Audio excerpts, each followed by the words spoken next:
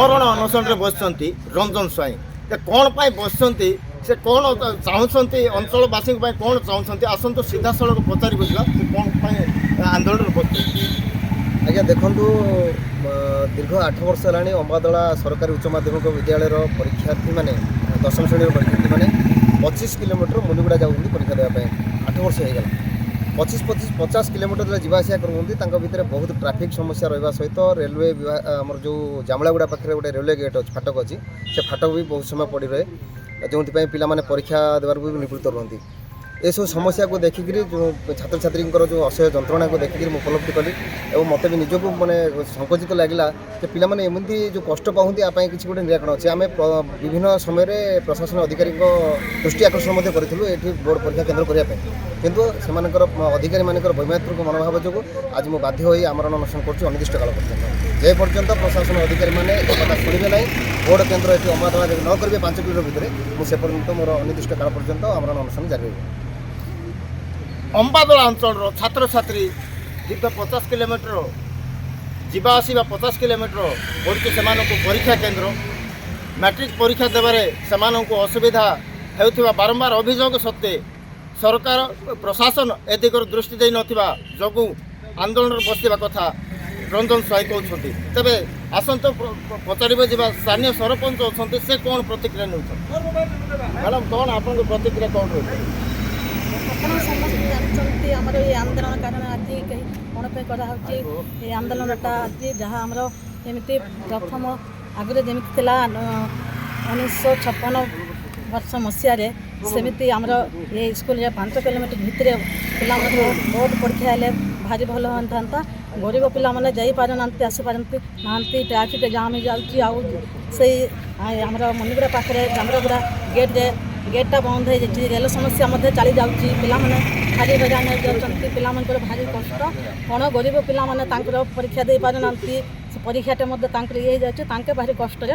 ଗରିବ ପିଲାମାନଙ୍କୁ କ'ଣ ସମସ୍ତଙ୍କ ପାଇଁ ବି ଏ ସୁବିଧାଟା ହେଉ, ଯାହା ଆମେ ସେଥିପାଇଁ ଆମେ ଏଠି ଏ ଅମଲାପଟା ପଞ୍ଚାୟତରେ ଆମେ ଆନ୍ଦୋଳନଟା କରୁଛୁ। ଆମର ଯେଉଁ ସରକାରୀ ଉଚ୍ଚ ମାଧ୍ୟମିକ ବିଦ୍ୟାଳୟରେ, ସେଥିପାଇଁ ଆପଣ ଆମର ସହଯୋଗକୁ ଆଗକୁ ବଢ଼ାଇବା ପାଇଁ ଚାହିଁଲେ, ଆମର ସହଯୋଗ ବୁଝିବା ପାଇଁ ଚାହିଁଲେ, ଆମେ ସେଥିପାଇଁ କଲେକ୍ଟରଙ୍କୁ ଆଉ ସବ୍ କଲେକ୍ଟର ସମସ୍ତଙ୍କୁ ଅନୁରୋଧ କରୁଛୁ, କରି ଜଣାଉଛୁ।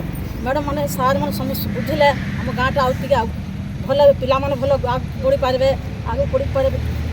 ଗରିବ ପିଲାମାନେ ସମସ୍ତେ ଟିକେ ଆଗକୁ ବଢ଼ିପାରିବେ। ତାପରେ ଦେଖନ୍ତୁ ଯାହା ଅଛନ୍ତି ଆମର ଏଇ ଅଛି, ଆମର ST ବନ୍ଦ ସମସ୍ତେ ବନ୍ଦ ପିଲାମାନେ ଯାହା କିଛି ଜାଣିନାହାନ୍ତି, ତାଙ୍କେ ଟିକେ ଆଗକୁ ଜାଣିବା ପାଇଁ ଆପଣମାନେ ସମସ୍ତେ ସହଯୋଗ ଅଛି।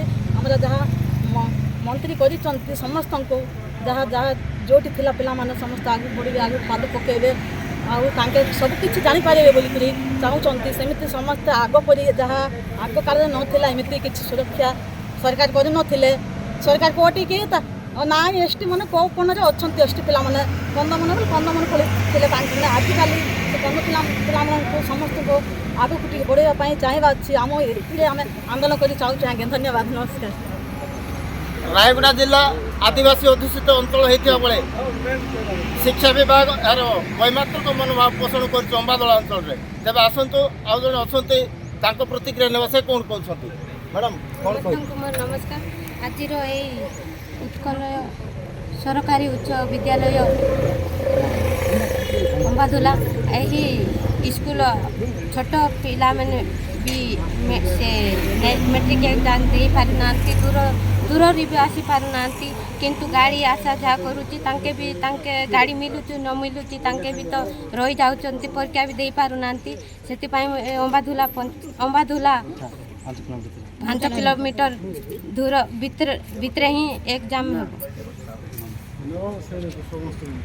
ସରକାରଙ୍କ ଘୋଷଣା 5 କିଲୋମିଟର ଭିତରେ ମ୍ୟାଟ୍ରିକ୍ ପରୀକ୍ଷା ହେବାକୁ ଥିବା ବେଳେ ଏଠି ବ୍ୟତିକ୍ରମ ଦେଖାଦେଇଛି। କ'ଣ ପାଇଁ ବ୍ୟତିକ୍ରମ ଦେଖାଦେଇଛି, ଆଉ ଶିକ୍ଷା ବିଭାଗ ଉପରେ ଦୃଷ୍ଟି ଦେଇନାହାନ୍ତି କାହିଁକି, କେବେ ଦୃଷ୍ଟି ଦେବେ, ଏକ ପ୍ରଶ୍ନବାଚୀ ସୃଷ୍ଟି କରୁଛି। ତେବେ ସରକାରଙ୍କୁ ଏ ଲୋକମାନଙ୍କ ଦ୍ୱାରା ଅନୁରୋଧ କରାଯାଉଛି ଯେ ଏଇ ଯେଉଁ ସରକାରୀ ଉଚ୍ଚ ମାଧ୍ୟମିକ ବିଦ୍ୟାଳୟ କେନ୍ଦ୍ରଟି 5 କିଲୋମିଟର ଭିତରେ ହେଲେ ସବୁ ଛାତ୍ରଛାତ୍ରୀ ଉପକୃତ ହେବେ। ଏଥି ପୂର୍ବରୁ ଅନେକ ଦୁର୍ଘଟଣାର ଶିକାର ମଧ୍ୟ ହୋଇଥିବା